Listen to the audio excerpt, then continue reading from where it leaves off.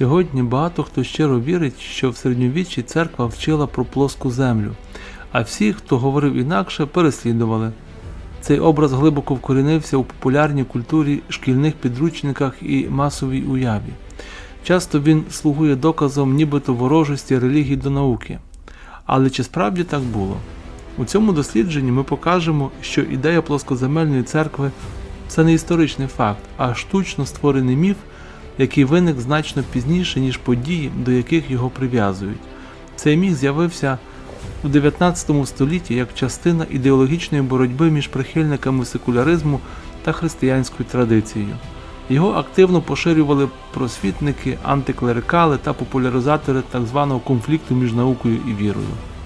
Ми вирушимо в подорож крізь історію від античної філософії до середньовічних університетів, від постаті Августина до Роджера Бекона, від Колумба до сучасних конспірологів. І крок за кроком з'ясуємо, насправді християнські мислителі не лише не відкидали науку, а часто були її захисниками і носіями. А землю у формі кулі вони визнавали задовго до Галілея. Цим вступом ми лише починаємо розвінчання одного з найживучіших історичних міфів. Далі буде глибше. Отже, коли ми сьогодні говоримо про стосунки між релігією і наукою, то часто згадуються приклади конфлікту, тобто справа Галілея, переслідування вчених інквізицією або переконання, що середньовічна церква вважала землю плоскою. Саме останній приклад став класичним у шкільних підручниках і популярній культурі. Вважається, що церква в середньовіччі нібито вчила, ніби земля плоский диск, а всіх, хто стверджував протилежне, переслідували як єретиків. Але наскільки правдиве це твердження? На жаль, ця ідея не історичний факт, а добре розтиражований міф, який виник значно пізніше, в епоху нового часу, особливо у 19 столітті. Цей міф був частиною ширшої тенденції зобразити християнську релігію ворогом науки, ворогом прогресу і розуму. Така інтерпретація була зручна для деяких ідеологів, які прагнули протиставити темне середньовіччя і світлу добу розуму. Цікаво, що в самому середньовіччі питання про форму землі не викликало жорстоких суперечок. Навпаки, ідея кулястої землі була спадком античної науки, яка перейшла до християнської думки через таких філософів, як Арістотель, Птоломей. Більшість освічених людей того часу, церковні вчені, монахи, викладачі університетів, знали і визнавали, що земля має форму кулі. Навіть у релігійних трактатах зустрічаємо згадки про сферичну землю. Це твердження не лише не заперечувалось, а й активно викладалося в середньовічних навчальних закладах. Проте уявлення про плоску землю, як начебто домінуюче в християнській думці, стало основою для багатьох карикатур, образів і навіть псевдонаукових теорій, які з'явилися протягом останніх 2 століть. Такий погляд не лише спотворює історичну правду, але й створює хибне враження про несумісність віри і науки. Це впливає на сучасне сприйняття релігії як такої, що завжди виступала проти наукового поступу, хоча реальна історія значно складніша і цікавіша. У цьому випуску ми розглянемо, як саме сформувався міф про плоску землю, чому він був зручним для певних ідеологічних цілей і що насправді говорили і писали церковні автори у середньовіччі. Ми також покажемо, як антична наука не лише не була втрачена, а й була збережена саме завдяки християнським мислителям.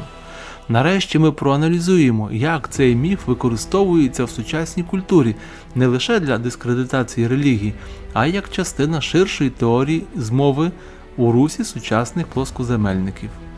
Цей аналіз буде поділений на кілька логічних етапів. Спочатку ми звернемося до джерел, тобто як античні грецькі мислителі обґрунтовували ідею сферичної землі та як ці знання були успадковані християнськими вченими. Далі ми побачимо, як і чому в 19 столітті виникла потреба створити образ так званої темної церковної доби, що заперечувала науку. Нарешті ми звернемося до сучасної культури, соцмереж, популярної літератури, де цей міф не лише зберігся, а й став основою нових форм антиклерикального мислення. Щоб краще зрозуміти корені цього непорозуміння, важливо також подивитися на загальний контекст середньовічної освіти, світогляду та способу мислення. Уявлення про те, що середньовічні люди були темними або неосвіченими – це спрощення. Насправді, середньовіччя було часом побудови університетів, розвитку логіки, схоластики, філософських диспутів і серйозного осмислення природничних наук, навіть якщо ще не в сучасному вигляді. Історія показує, що інститути, підконтрольні церкві, зберігали наукові рукописи, переписували трактати античних авторів і передавали ці знання наступним поколінням. Важливо зазначити, що середньовічна віра в Бога не виключала інтелектуального пошуку. Навпаки, багато середньовічних богословів вважали, що вивчення природи – це спосіб пізнання Творця. Такий підхід ми бачимо в працях Бонавентури, Томи Аквінського та Роджера Бекона. Ідея того, що світ створений розумним Богом, продовжувала уявлення про те, що світ піддається розумному вивченню. Це стало передумовою для зародження наукового методу в Європі. Повертаючись до теми форми Землі, хоча у фольклорі або серед простого люду могли існувати примітивні уявлення про світ, еліта середньовічного суспільства, зокрема освічене духовенство, спиралися на чітке уявлення про кулястість Землі. Це підтверджують карти світу, наприклад, мапа Герефорда, навчальні програми монастирських шкіл, енциклопедій, такі як етимологія Ісидора Севільського, хоча він іноді коливався в термінах, і навіть твори середньовічної поезії. Таким чином, вступне дослідження дозволяє зробити кілька ключових висновків. Перше. Міф про плоску землю в середньовіччі є значною мірою вигадкою пізнішого часу. Друге. Християнська традиція в Європі не лише не заперечувала, а зберегла античне знання про кулястість землі. Третє. Середньовічна освіта та богослов'я були відкриті до раціонального осмислення світу. І четверте. Ідеологічні конфлікти 19-20 століть створили хибне уявлення про вічну ворожнечу між вірою і наукою. Далі ми перейдемо до розгляду античної науки. А як саме філософи давньої Греції доводили кулясту форму Землі? Які мали докази і які з них увійшли в середньовічну освітню традицію? Тобто, античні уявлення про форму Землі. Щоб зрозуміти, звідки в середньовічних християнських учених взялися уявлення про кулясту землю, слід повернутися до античної науки. Саме в Еладі виникла перша наукова традиція, яка не тільки спостерігала за природою, а й намагалася раціонально її пояснити. Дослідження космосу, руху зірок, форм географічних об'єктів і навіть математики Землі було частиною цієї традиції. Аристотель – перший філософ доказової кулеподібної Землі. Аристотель жив 384 до 322 року до нашої ери.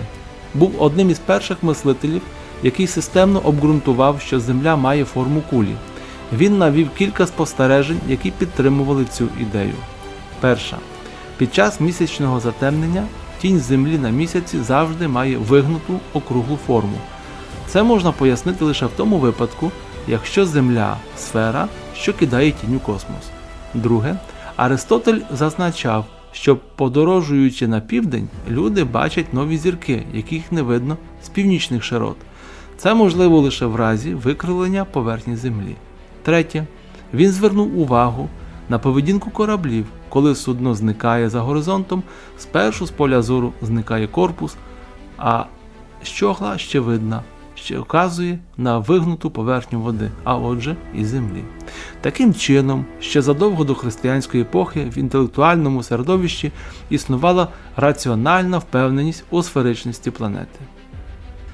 Ще переконливішим було відкриття Ератосфена. Жив близько від 276 до 194 року до нашої ери, керівника Олександрійської бібліотеки. Він не просто визнав, що Земля куля, а й здійснив перше наближене обчислення її окружності. Спостерігаючи, як у місті Сієна, сучасний Асуан, у день літнього сонцестояння сонце падає прямо в колодязь.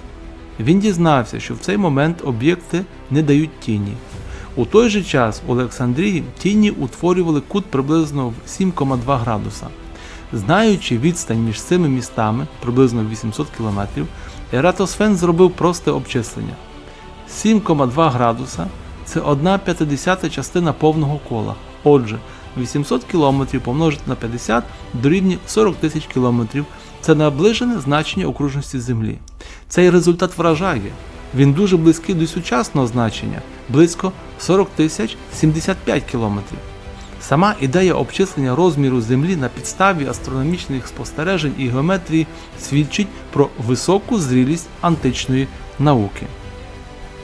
Клавдій Птоломей жив близько від 100 до 170 року нашої ери. Інший видатний античний учений у своїй праці Альмагест не тільки розвинув геоцентричну модель Всесвіту, в якій Земля була в центрі, а й чітко заявляв, що Земля є кулею. Його карта світу, його космологія, його астрономічні таблиці ґрунтувалися саме на припущенні сферичності Землі. Для Птоломея було очевидно, що така модель краще узгоджується з даними про рух планет і зірок. Хоча геоцентризм Птоломея пізніше був замінений геліоцентризмом Коперника, його космологічні міркування панували в науці понад 1000 років, зокрема й у християнському середньовіччі. Цікаво, що при всій своїй неточності модель Птоломея виявилася надзвичайно точною у передбачених астрономічних подій, настільки, що нею користувалися аж до 16 століття. Інші грецькі мислителі, такі як Старбон, Гіпарх, Посейдоній та інші, також підтримували ідею сферичності Землі. Їхня праця з географії, навігації та астрономії була важливим джерелом для римських і пізніше християнських учених. Вони створювали глобуси, обчислювали широти, вели записи зоряного неба. В античному світі була навіть розвинена ідея антиподів, тобто людей, які живуть на іншому боці кулі. Ця ідея згодом стане темою теологічних суперечок у ранньохристиянських колах, але вона вже існувала як наслідок визнання кулястої форми Землі. Після занепаду грецької державності наука не зникла, її перейняли римляни. Хоча Рим менше цікавився абстрактно філософією, ніж прикладною інженерією, твори Арістотеля, Ератосфена, Птоломея були перекладені латинською та поширені в Римській імперії. Ці знання залишилися в бібліотеках, були використані в будівництві, мапах, мореплавстві. Римська церква, що сформувалася після падіння імперії, успадкувала не лише богословські вчення, але й античну освітню систему. Саме в римських монастирях переписували і зберігали античні тексти, тому не дивно, що більшість знань про космос у середньовіччі має саме античне походження. Таким чином, до моменту початку християнської епохи у світі вже панувала впевненість у тому, що Земля є кулею. Це не було спірним чи фантастичним твердженням, а навпаки, добре обґрунтованим науковим фактом. Тому, коли християнські мислителі в IV і до XIII століттях зверталися до опису світобудови, вони мали у своєму розпорядженні тисячолітню традицію, яку не відкидали, а навпаки, інтегрували у свій світогляд. З утвердженням християнства у Римській імперії постало важливе завдання – інтегрувати нову віру в існуючий інтелектуальний контекст. Антична наука, зокрема природознавство та космологія, не зникла разом із приходом християнства. Навпаки, найвпливовіші отці церкви намагалися знайти гармонію між філософською традицією Еллади та богословським відкриванням Писання. Це стосується і уявлень про форму Землі. Одним із найвпливовіших отців Західної церкви, Августин Блаженний, глибоко розмірковував над тим, як трактувати книгу буття в світлі античної науки.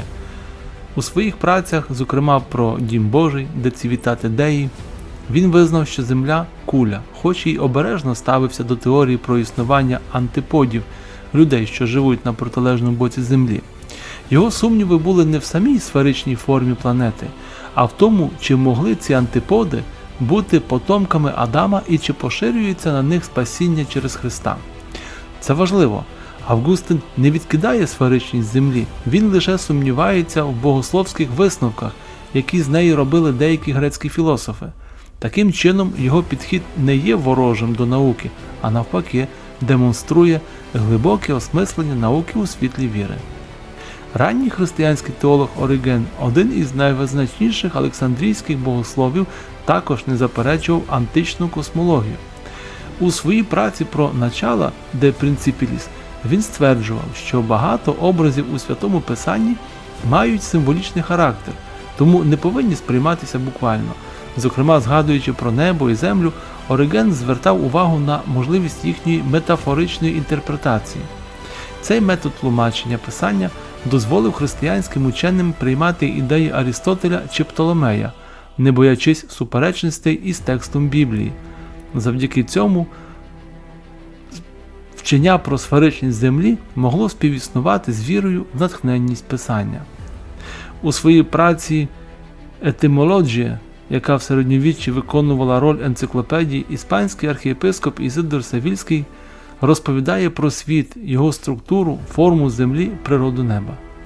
У деяких місцях він подає землю як кулясту, але в інших описує її як диск, що ймовірно є впливом старозавітної поетичної мови. Це свідчить про двозначність у тлумаченні. Ізидор намагався примирити античні знання з біблійними образами. Водночас, у частині присвячення астрономії він згадує Ератосфена та описує методи вимірювання Землі, що доводить знайомство з античною традицією. У своїй гомілії на Шестоднев святий Василій Великий розглядає 6 днів творення світу, намагаючись не лише духовно, а й природньо осмислити створення космосу. Він пише про порядок у світі, про мудрість Бога як Творця.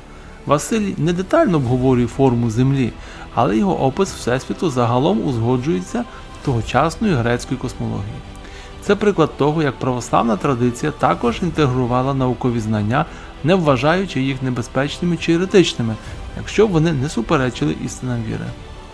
Святий Єронім, який переклав Біблію латинською мовою, створивши вульгату, також був знайомий з античними концепціями. У листах до друзів і колег він іноді згадував філософські питання про форму Землі. Як і Августин, він скептично ставився до ідеї антиподів, але не через форму Землі, а через богословську несумісність таких уявлень із концепцією спасіння. Це показує, що в центрі дискусій ранніх отців були не наукові питання, а богословські. Вони не заперечували сферичність Землі, але не хотіли приймати ідеї, які, на їхню думку, суперечили Писанню. Можемо зробити тепер проміжні висновки. Перший, що ранньохристиянські автори не заперечували сферичність Землі як наукову істину. Друге, питання антиподів – це радше богословська проблема, а не географічна чи космологічна. Третє, твори античних філософів активно читали, перекладали і зберігали в християнському середовищі. Метод тлумачення Писання також дозволяв гнучко поєднувати віру і знання. І останній, віра в Бога Творця, створювала передумови для визнання впорядкованості і логіки у світі, що підтримувало розвиток науки. Далі ми побачимо, як ці традиції розвинулись у середньовіччі, коли виникли перші університети, систематична освіта та нова хвиля вивчення античних текстів. Особливу увагу приділимо Томі Аквінському, Беді Преподобному та схоластам, які не тільки приймали кулясту форму Землі, а й пояснювали її з філософсько-богословських позицій. Перехід від ранньохристиянської думки до повноцінної середньовічної освіти і наукового методу ознаменував новий етап у розвитку європейської інтелектуальної традиції. Саме в середньовіччі сформувалися перші європейські університети, почалося систематичне викладання логіки, натурофілософії, математики, астрономії. І що найважливіше, у контексті нашої теми, саме церква була тією інституцією, яка створювала, підтримувала і поширювала ці освітні структури. Ідея, що Земля є кулею, не лише збереглася, а й була глибоко вкорінена в інтелектуальному середовищі середньовіччя. Середньовічні школи, особливо монастирські і кафедральні, будували освіту навколо 7 вільних мистецтв, які поділялися на 2 частини. Перша – трівіум, тобто граматика, риторика, логіка, діалектика. І друга – квадрівіум – арифметика, геометрія, музика і астрономія. Астрономія викладалася на основі текстів Птолемея та Арістотеля, що передбачали кулясту землю. Усі студенти, які проходили через цю програму, автоматично засвоювали концепцію кулястої планети. Більше того, космологія була тісно пов'язана з теологією, і богослови розглядали порядок у світі як свідчення мудрості Бога-Творця. Один із найяскравіших представників раннього середньовіччя це англійський монах Беда Преподобний, у своєму творі «De Natura Rerum» прямо стверджував, що Земля має форму кулі. Він писав: «Земля має форму кулі, як у всіх напрямках рівна з центру, як це демонструє досвід і розум». Його праці з астрономії, обчислення часу, календаря були високим досягненням для свого часу і використовувалися століттями. Це показує, що вже в 8 столітті в середовищі монастирської науки панувало чітке уявлення про сферичну землю.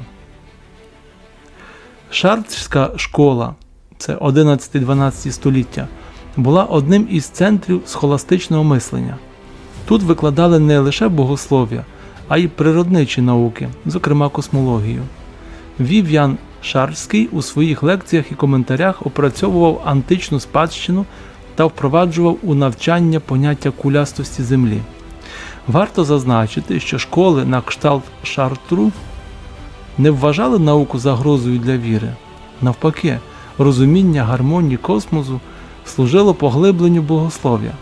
Викладачі часто тлумачили творіння як другу книгу Божого об'явлення поряд із Писанням. Фома Аквінський – ключова постать християнської думки 13 століття. У своїх працях інтегрував арістотелівську філософію з християнським богослов'ям. У Summa Theologiae і De Caelo et Mundo – коментар до Арістотеля, він розмірковував над природою Всесвіту, порядком у космосі, розмірами та формою Землі. Аквінат не просто сприймав ідею кулястості, він логічно обґрунтовував її, вбачаючи в космологічному порядку вияв Божої премудрості.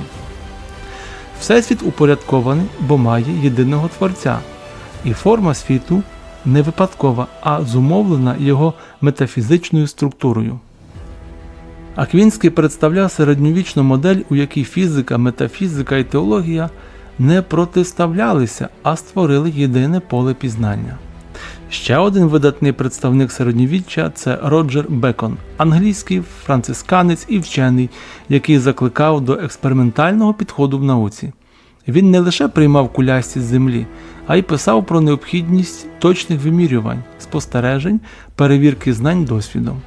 У своєму творі «Opus Maius» Бекон наголошував на важливості астрономії і географії для християнської місії та навігації. Знання про сферу Землі потрібне для розуміння часу, календаря, пасхалії, мореплавства і навіть для поширення Євангелія. Це його цитати. Таким чином, середньовічні мислителі і монахи, і викладачі, і схоласти не лише не відкидали сферичну Землю, а й активно її вивчали. В проміжних висновках можна сказати, що перше, середньовічна освіта включала астрономію, побудовану на грецькій моделі сферичної Землі. Друге, монастирі і університети, засновані церквою, стали осередками науки. Третє, провідні мислителі – це Тома Аквінський, Роджер Бекон, Беда Преподобний, які підтримували і поширювали ідею кулястої Землі. Четверте, віра і розум не протиставлялися, а гармонізувалися в християнському світогляді. І п'ятий, псевдоісторичний образ плоскоземельної церкви не витримує критики, якщо уважно вивчити середньовічні джерела. Далі ми розглянемо історію формування міфу про плоску землю. Хто і навіщо створив цей образ? Як він потрапив у шкільні підручники, масову культуру та навіть сучасні уявлення про церкву. А отже, попри те, що і в античності, і в середньовіччі освічені люди визнавали землю кулею, з часом сформувався зовсім інший образ. У масовій свідомості міцно вкорінилася думка, що церква довгі століття вчила про плоску землю, а будь-які спроби довести протилежне переслідувалися. Звідки ж виник цей міф? Його коріння не в середньовіччі, а в епоху просвітництва та 19 століття, коли почалося цілеспрямоване формування уявлень про конфлікт між релігією і наукою.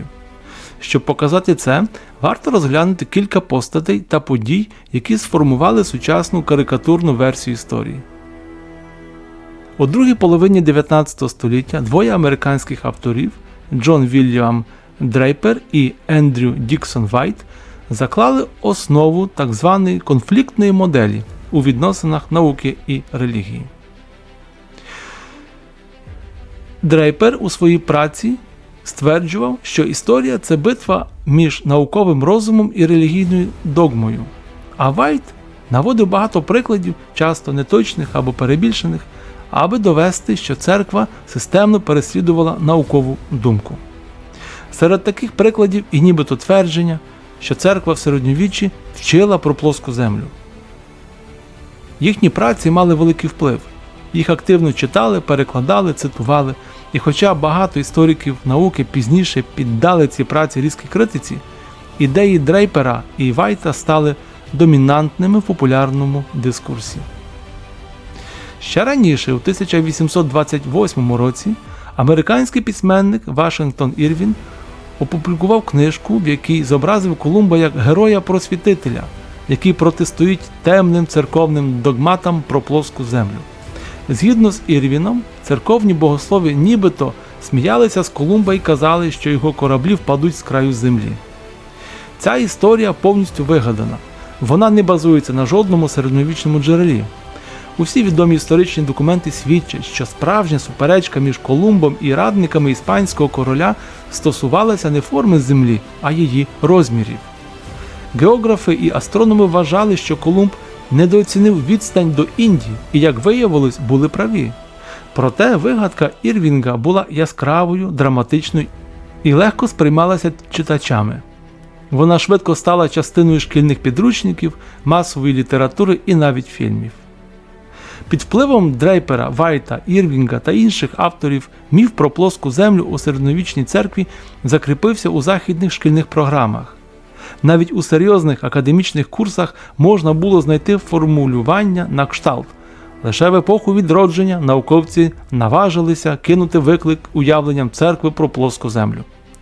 Такі твердження не мали історичних підтверджень, але завдяки авторитету друкованого слова вони почали сприйматися як факт.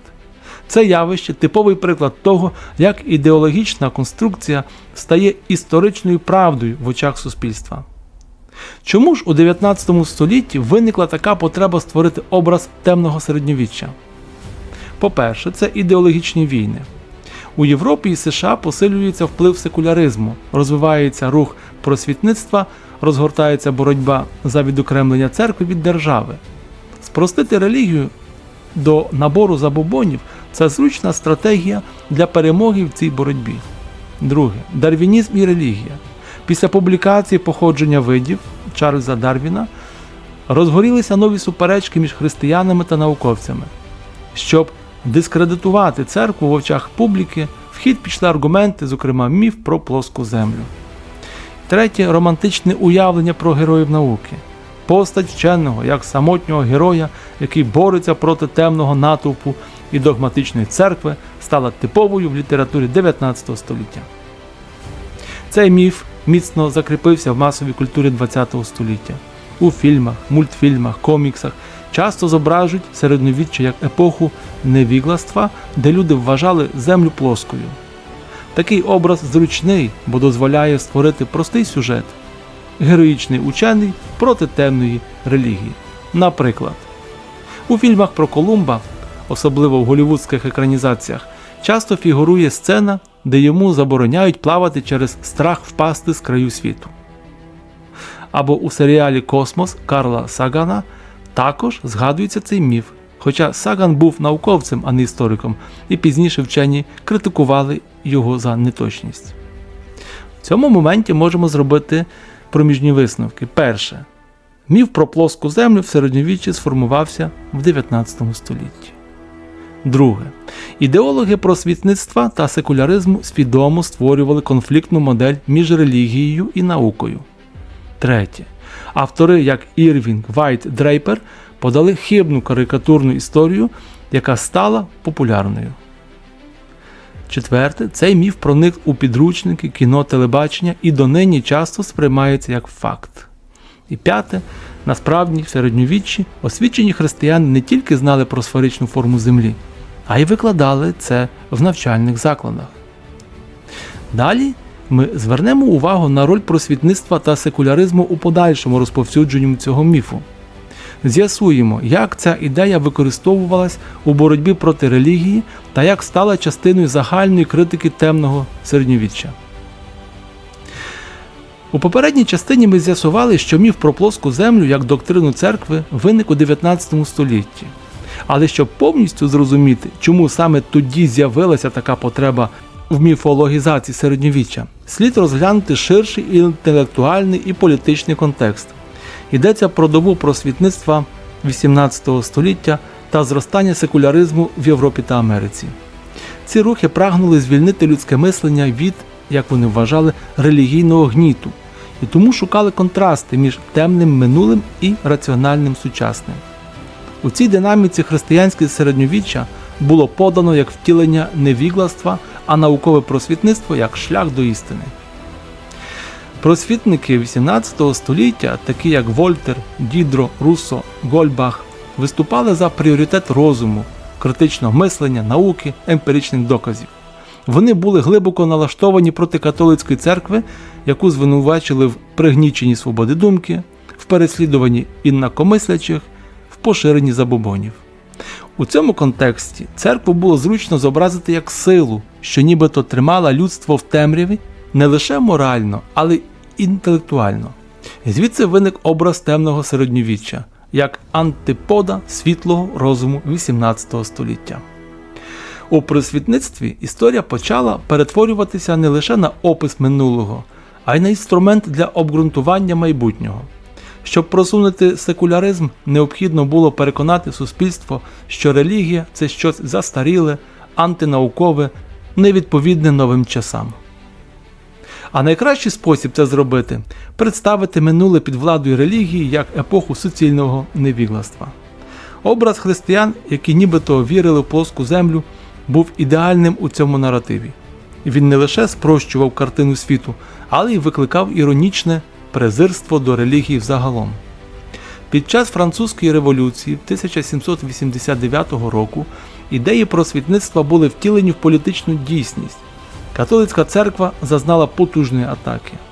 Було конфісковано церковне майно, багато священників страчено або заслано, впроваджено культ розуму як альтернативу християнству. Навіть календар було змінено, введено революційний рік без неділь і церковних свят. На цьому тлі міфи про церкву як ворога прогресу поширювалися з новою силою. У пам'яті громадян закріплювався образ – все, що пов'язане з церквою, архаїчне і шкідливе. У 19 столітті, особливо після індустріальної революції, почала формуватись нова модель масової освіти. Школи, підручники, університети дедалі частіше ставали світськими. У Франції, Німеччині, Англії та США зменшувався вплив церков на освітні програми. Секулярні автори, які писали історію для шкільних підручників, нерідко подавали спрощені або викривлені інтерпретації. Міф про плоску землю став класичним прикладом такої викривленої подачі. Його легко було запам'ятати, він яскраво ілюстрував темряву середньовіччя, він нібито підтверджував потребу в секуляризації.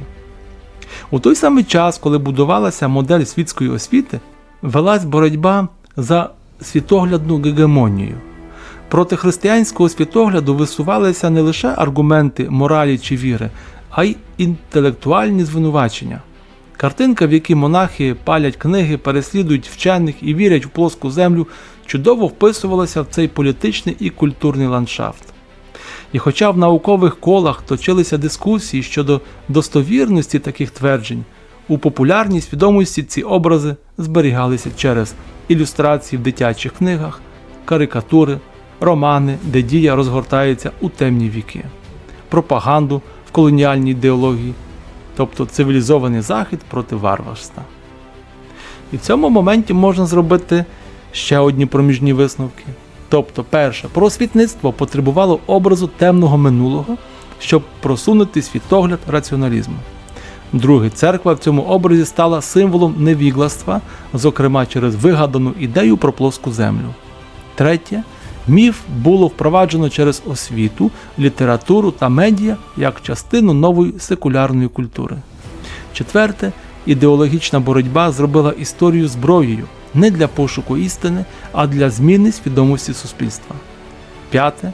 Справжня наукова спадщина середньовіччя була замовчена або перекручена на догоду політичним цілям. Далі ми подивимося, як наукова революція від Коперника до Ньютона співіснувала з релігією, і чи справді наука та церква були у ворожих стосунках у ранньомодерну добу. Ми також проаналізуємо, як у цей період зміцнилася впевненість у сферичній моделі Землі. Після епохи відродження розпочинається період, який ми сьогодні називаємо науковою революцією, приблизно від 1500 до 1700 років. У цей час відбулися кардинальні зрушення в уявлення про Всесвіт, природу, матерії та пізнання. З'являються нові методи дослідження, розвивається експериментальна наука, виникають перші наукові товариства. У центрі цих змін імена, які сьогодні асоціюються з прогресом – Коперник, Кеплер, Галілей, Ньютон. У популярній уяві ці постаті часто зображуються як борці з церковною владою. Але історична реальність значно складніша. Насправді багато з них були людьми віруючими, а їхні відкриття не були автоматично заперечені церквою. Ідея сферичності Землі не лише не піддавалася сумніву, вона була повністю інтегрована в тогочасну науку. Коперник, автор геліоцентричної моделі сонячної системи, сам був каноніком католицької церкви. Його праця De Revolutionibus Orbium Celestium з 1543 року не заперечувала сферичності Землі, навпаки, вона базувалася на її кулястості. Основна інновація Коперника полягала не в зміні форми Землі, а в переміщенні Сонця в центр системи. І хоча його теорія мала значні математичні переваги, вона не одразу отримала широке визнання, частково через технічні складнощі, а не через церковну заборону. Важливо, що сам Коперник ніколи не вважав свої дослідження антирелігійними. Він бачив у космосі прояв мудрості Творця і бажав через астрономію краще зрозуміти божественний порядок. Галілео Галілей часто теж подається як мученик науки, якого інквізиція переслідувала за його відкриття. Але справжній конфлікт був не між наукою і церквою, а між різними підходами до інтерпретації писання та політикою. Галілей також не заперечував сферичності Землі, він її абсолютно підтримував. Його конфлікт стосувався руху Землі навколо Сонця. І навіть тут, на початку 17 століття, більшість богословів не вважала геліоцентризм єресю, поки Галілей не почав публічно стверджувати, що це єдино правильна система всупереч тодішнім науковим доказам. На суді Галілея інквізиція засудила не ідею про обертання Землі, а те, що він її публічно просував як доведену істину, при тому, як існували суперечки в науковому середовищі. Церква просила його представити геліоцентризм як одну з гіпотез, і лише через особистий конфлікт ситуація загострилася. Йоганн Кеплер, автор законів руху планет, був лютеранином і щиро віруючим християнином.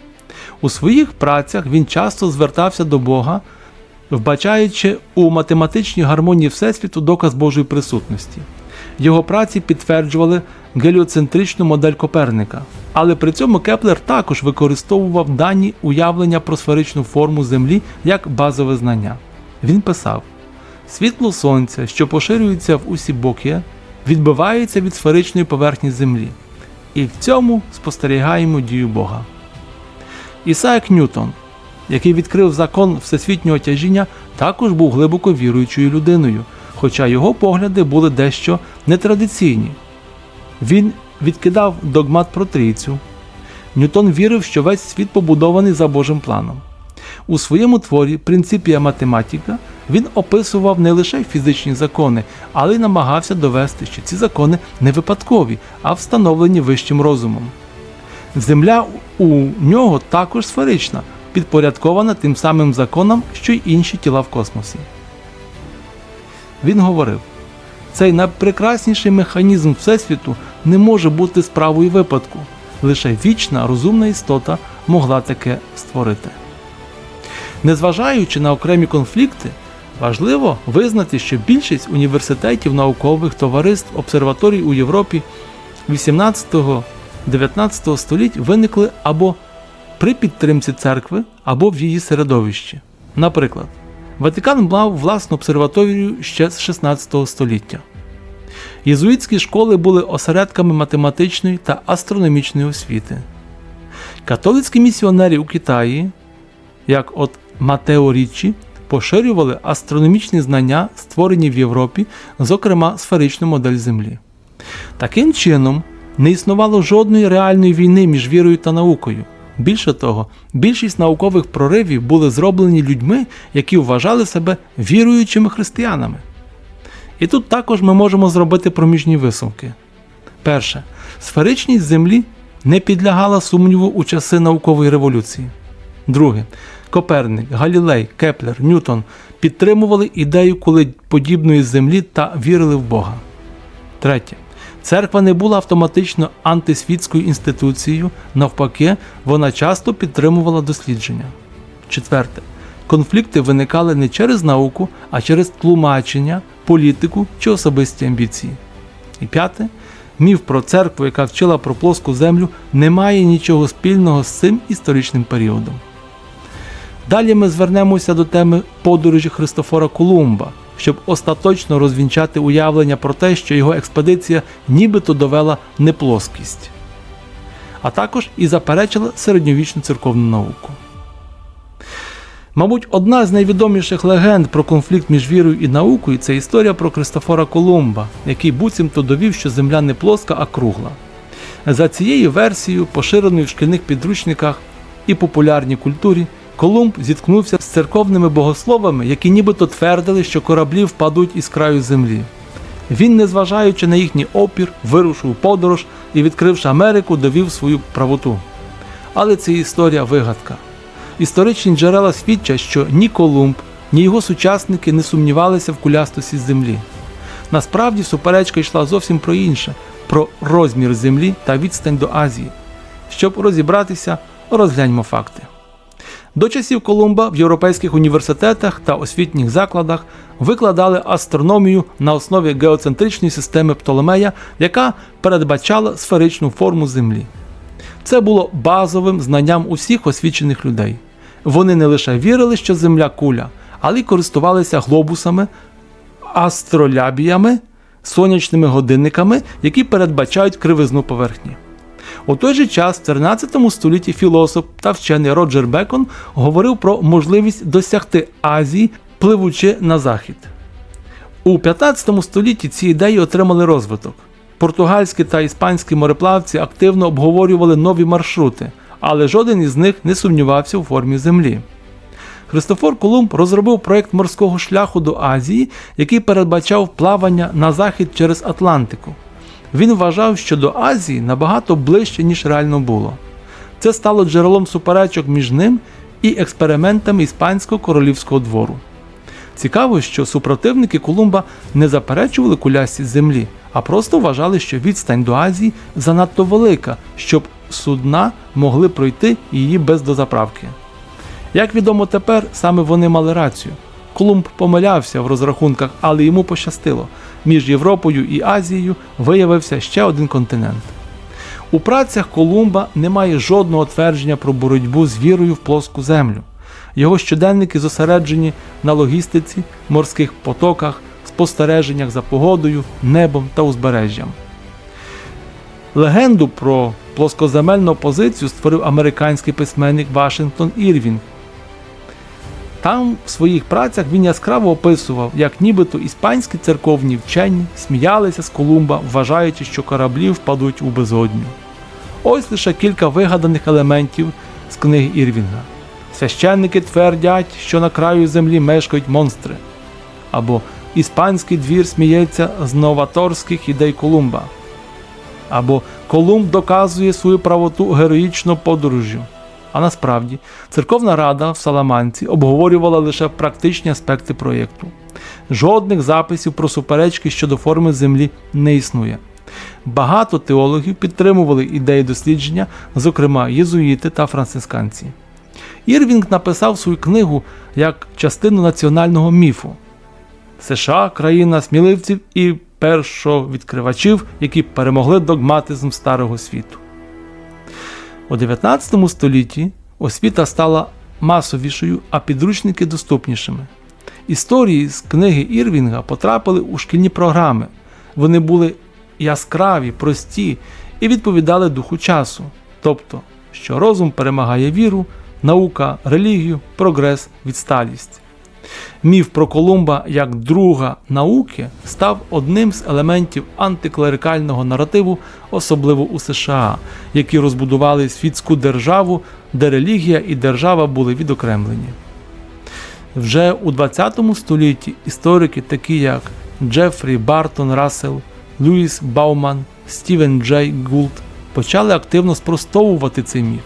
Вони проаналізували, що документи доби Колумба, стенографи диспутів, церковні документи, навчальні програми середньовічних шкіл – усі вони дійшли висновку, що суперечка Колумба з плоскоземельниками – це вигадка, яка ніколи не існувала в реальності. Серед мореплавців і картографів 15 століття існувало чітке розуміння геометрії Землі. Карти портолани передбачали вигнуту лінію горизонту. Астрономічні інструменти – квадранти, секстанти, астролябії – працювали лише за умови кривизни Землі. Глобуси, такі як Ердапфель Мартіна Бейгема 1492 рік, були створені до першої подорожі Колумба. Відомо, що вже в 15 столітті моряки використовували знання про сферичність планети для обчислення часу, курсу і положення зірок. Як проміжні висновки можемо сказати: перше, що Колумб не доводив, що Земля куля, бо це було загально відомо ще до нього. Друге, суперечка була про відстань, а не про форму Землі. Третє, міф створив Ірвінг у 19 столітті і його згодом включили в шкільні підручники. Четверте, церква не заперечувала круглу землю, а навпаки підтримувала дослідження. І п'яте, історики 20-21 століть вже неодноразово спростовували цю вигадку. Далі ми поговоримо про те, як міф про плоску землю трансформувався у сучасну конспірологію. Зокрема, розглянемо, чому у 21 столітті знову з'являються люди, які вірять у плоску землю, і яка роль релігії або її карикатурного образу у цьому явищі. Попри всі досягнення науки і неодноразове спростування міфу про плоскоземлю церкву, у 21 столітті ми знову стикаємося з феноменом віри в плоску землю. У соціальних мережах і навіть у публічних виступах з'являються люди, які заперечують науковий консенсус і стверджують, що вся планетарна астрономія – фальсифікація.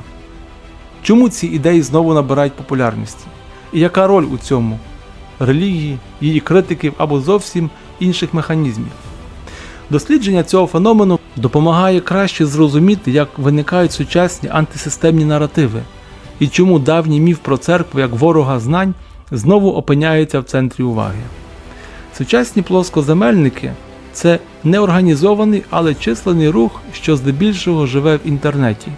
Їхні переконання часто поєднують скептицизм до офіційної науки, віру в змову урядів, НАСА, міжнародних структур, недовіру до освіти і академій, підозру до мас-медіа. Парадоксально, але ці люди часто заявляють, що вони самостійно досліджували і переконалися, що Земля плоска, а все інше обман. Хоча рух не є однорідним, існують кілька типових груп. Наприклад, фундаменталісти, які тлумачать Біблію буквально, конспірологи, які вірять у глобальні змови, антисистемники, що відкидають будь-яку інституційну владу, провокатори та інфлюенсери, які використовують тему заради переглядів і прибутку. Деякі плоскоземельники спираються на буквальне тлумачення Біблії. Вони цитують уривки, де йдеться про 4 кінці землі, небесний купол, або про те, що земля не рухається. З таких поетичних образів вони роблять географічні висновки.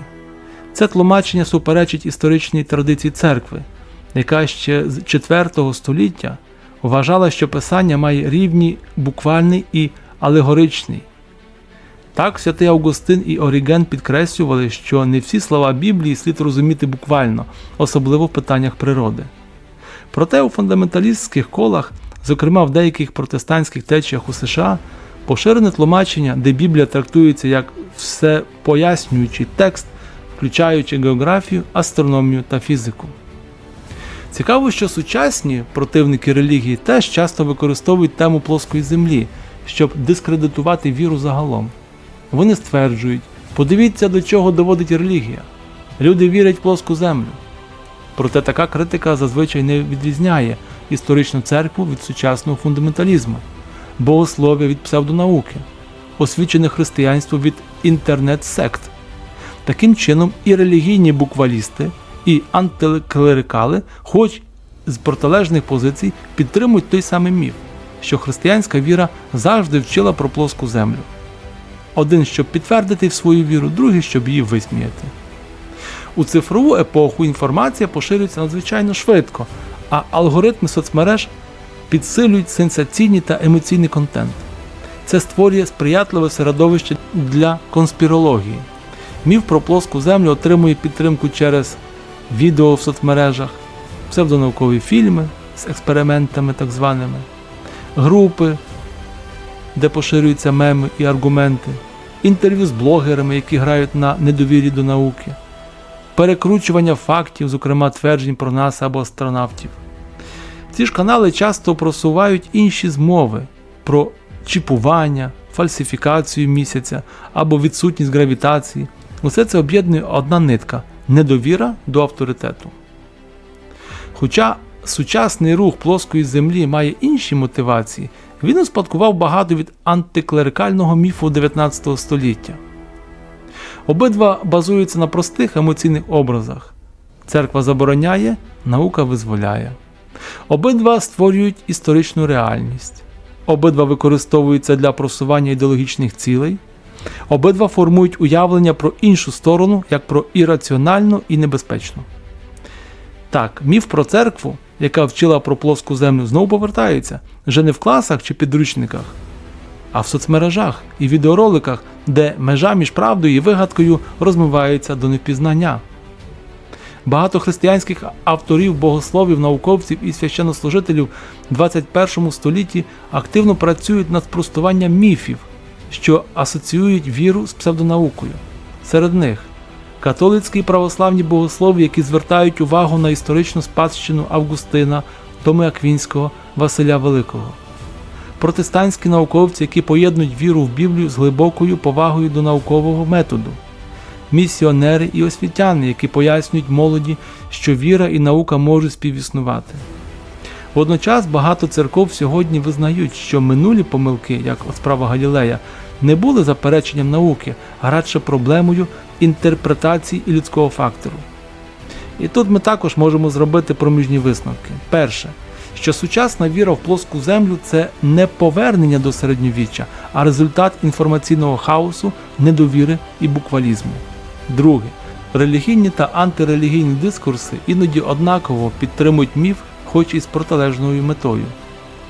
Псевдонаука поширюється завдяки алгоритмам соцмереж і кризі довіри до інституцій. Християнська традиція має глибоку історію підтримки науки, яка сьогодні допомагає протистояти спотворенням. Міф про плоску землю в церкві виявляється зручною зброєю в ідеологічній боротьбі незалежно від сторони. Далі ми перейдемо до теми історіографії, як сучасні історики науки досліджують цей міф, які джерела аналізують, і як саме вони показують, що міф не має реального підґрунтя в середньовіччі. Після кількох століть домінування міфу про плоскоземельну церкву у ХХ столітті почалася серйозна наукова переоцінка цього наративу. Історики науки, філософи, теологи і освітяни взялися за завдання вивчити, звідки походить цей міф, які джерела його підтримували, і що насправді говорили середньовічні мислителі. Так сформувалася спеціальна область дослідження, яка в історіографії відома як історія науки та релігії. Один із найвпливовіших дослідників цієї теми – Джефрі Бертон Рассел. Він довів, що до 15 століття майже жоден освічений європеєць не вірив у плоску землю. За його словами, жодна з освічених постатей середньовіччя не заперечувала кулястість землі. Вигадка про плоску землю є прикладом того, як історію можна переписати з ідеологічних міркувань. Інші автори, зокрема Девід Ліндберг і Рональд Нумберс, доводили, що конфліктна модель між наукою і релігією була продуктом пізнішої доби просвітництва та секуляризму, а не об'єктивної історії. Історики науки ХХІ століття використовують широкий спектр джерел, аби реконструвати реальну картину. Тобто середньовічні підручники з астрономії, монастирські лекції та коментарі до Арістотеля, карти, глобуси, географічні трактати, богословські диспути і енциклопедії, переписку вчених та священників. Завдяки цим джерелам вдалося довести, що концепція кулястої землі була загально прийнятою у середньовічних університетах.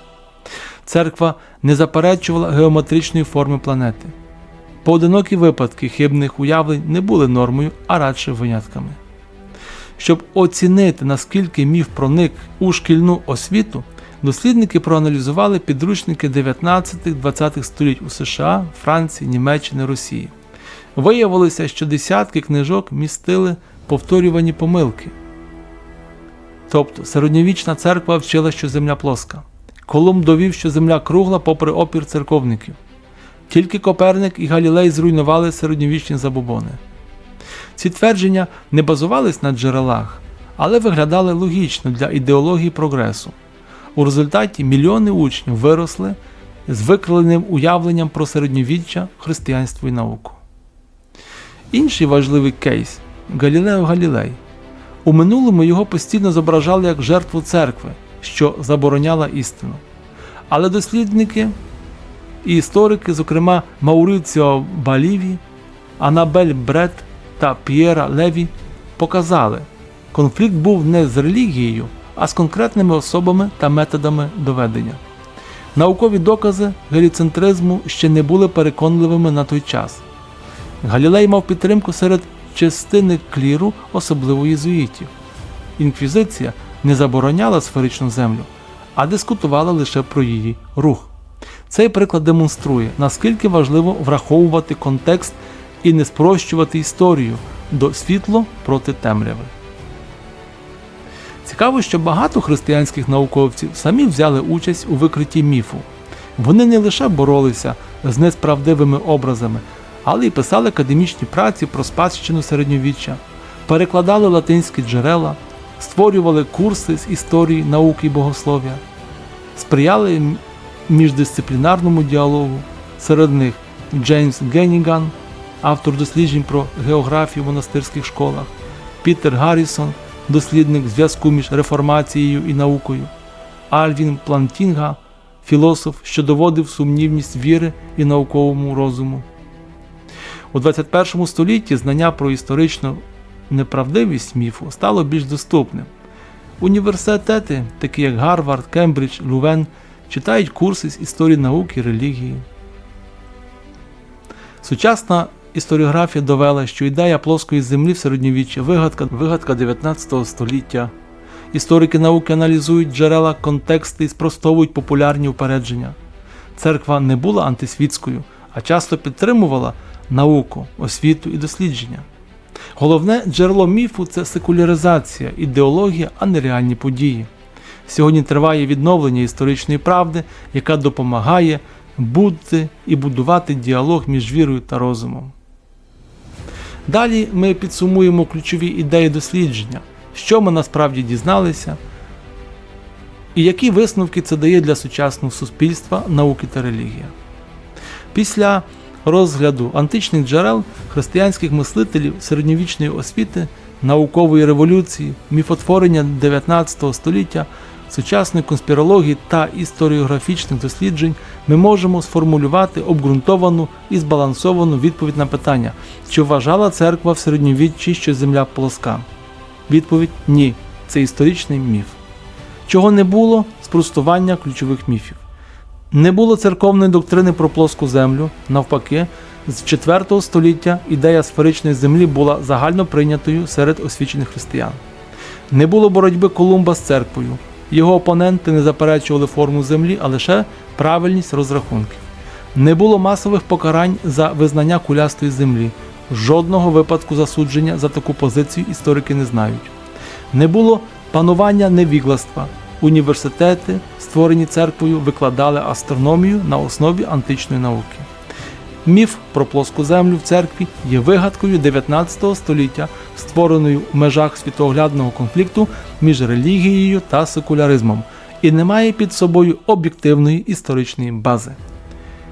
А що було? Фактичні історичні реалії. Антична наука, основа середньовічної космології, Арістотель, Птоломей, Ератосфен були авторитетами для християнських учених. Ранньохристиянські отці Августин, Оріген, Василій Великий приймали або не заперечували сферичну форму Землі. Середньовічна освіта включала астрономію, засновану на геометричних уявленнях про Землю. Фома Аквінський, Беда Преподобний, Роджер Бекон – усі визнавали, що Земля є кулею. Підручники, карти, моделі світу – усі відображали кулястість планети. Питання, чому ж виник цей міф? Існує кілька пояснень. Ідеологічне протиставлення науки і релігії у добу просвітництва. Політична секуляризація освіти у 19 столітті. Формування національних міфів, наприклад, у США Колумб проти темної Європи, журналістська та художня вигадка Вашингтон Ірвінг, неуважне повторення стереотипів у шкільних підручниках, інформаційний хаос і недовіра в цифрову епоху. Усі ці чинники поєдналися, щоб створити просту, емоційну, привабливу, але хибну історію. Які уроки дає нам сьогодні ця історія? Для історії ця історія не лише пам'ять, а й відповідальність за правду. Важливо аналізувати джерела, контексти, а не спрощувати минуле. Для науки справжні науковці не повинні повторювати міфи, навіть популярні. Наука потребує критичного мислення, а не лише технічних знань. Для релігії віра і розум не суперечать одне одному, якщо не перетворюються релігію на ідеологію, а в буквалізм. Церква має історію підтримки освіти, університетів, досліджень. Для освіти потрібно оновлювати підручники, враховуючи сучасні наукові дані. Учнів слід навчати думати, а не лише запам'ятовувати кліше. Для суспільства ми маємо бути пильними до простих історій, які протиставляють нас і їх. Довіра до джерел, критичне мислення і спільна пошана до правди – основа для здорового громадського діалогу. Чому це важливо для діалогу науки і віри? Ідея про конфлікт між релігією і наукою – одна з найбільш руйнівних ідей для сучасного суспільства. Вона породжує зневагу до віруючих серед науковців, страх перед наукою серед віруючих, розкол у культурі замість спільного пошуку істини. Показуючи, що міф про плоску землю – це спотворення, ми можемо допомогти відновити історичну справедливість, відкрити шлях до діалогу, де наука і віра не суперники, а партнери, будувати нову освітню культуру, що формує не лише знання, а й мудрість. У багатьох країнах уже існує практика інтеграції релігійної та наукової освіти. У школах діти вивчають космологію без протиставлення її Біблії.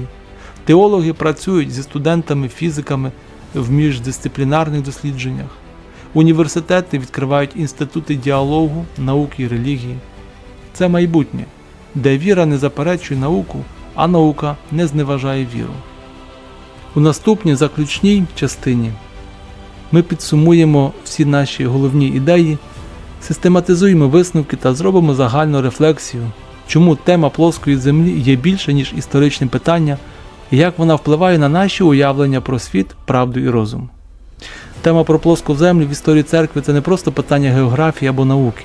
Це символ глибшого конфлікту між правдою і спрощенням, між історичною реальністю і ідеологічною вигадкою, між пошуком істини та спокусою звинувачення. І водночас це історія надії, що міфи можна спростувати, а розум очищати. Що ми дізналися?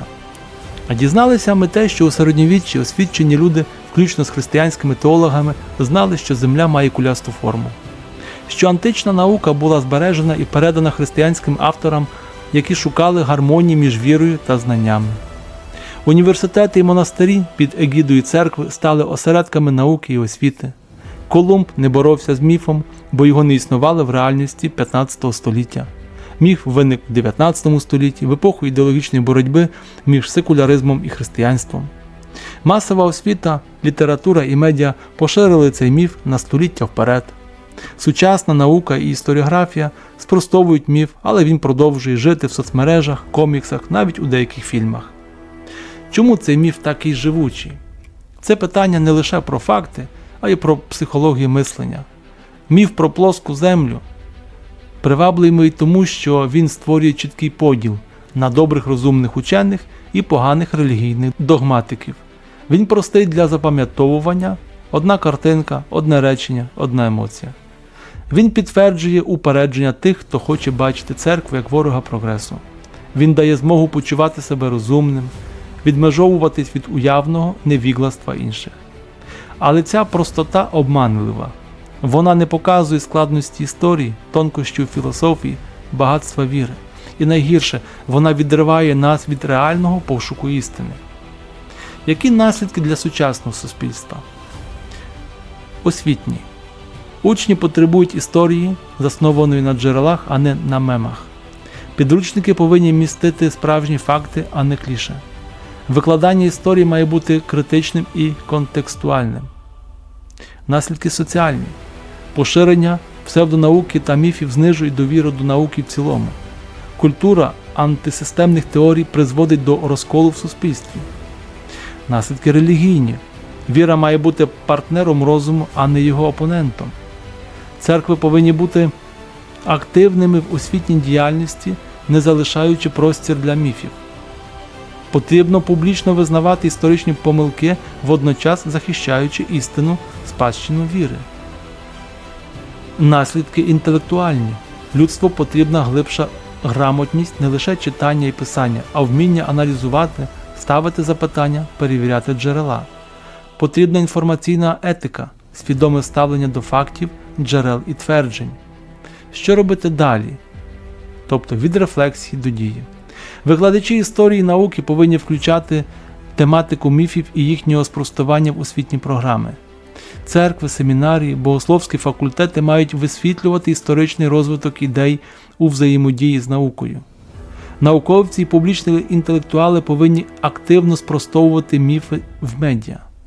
Кожен із нас може стати частиною культури, перевіряти джерела, вчити дітей критично мислити і не поширювати кліше. У певному сенсі тема плоскої землі – це метафора обмеженого мислення. Уявлення про світ як плаский диск – це образ того, як ми спрощуємо реальність, замикаємося в стереотипах, боїмося невідомого. У цьому значенні плоска земля – це не лише географічний міф, а й ментальний бар'єр. Справжній ворог прогресу – не церква, не вчений, а байдужість до правди. Як останнє слово скажемо так: правда складна. Вона не завжди зручна, не завжди проста для пояснення. Але саме вона – основа культури, науки і моралі. Якщо ми хочемо будувати світ, у якому цінують правду, ми маємо почати з того, щоб припинити повторювати неправду, навіть якщо вона здається популярною або зручною. Міф про плоску землю в церкві – урок нам усім.